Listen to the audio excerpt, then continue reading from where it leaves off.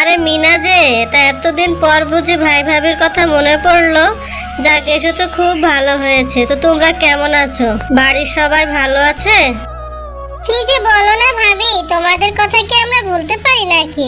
আসলে ওর কাজ ছিল তো, তাই আসতে পারিনি। তাই এখন হাতে সময় পেয়েছি, তাই ভাবলাম তোমাদেরকে দেখে যাই। তোমরা কেমন আছো? আমরা সবাই ভালো আছি। তোরা এসেছিস, খুব খুশি হয়েছি। যা, জামাইকে নিয়ে ভিতরে যা, যে রেস্ট নে। আর তুমিও যাও, ওদেরকে কিছু খাবার দাবার দাও। আমি বরং বাজার থেকে ঘুরে আসি। তারপর শেফালি মীরা ও তার স্বামীকে নিয়ে খাবার দিল। খাবার খেতে খেতে তারা অনেকক্ষণ গল্প করলো। আর অন্যদিকে শুরু হলো মুষলধারে বৃষ্টি। যেন এই বৃষ্টি আর শেষই হবার নয়। মাঠ ঘাট পানিতে ভরে গেল।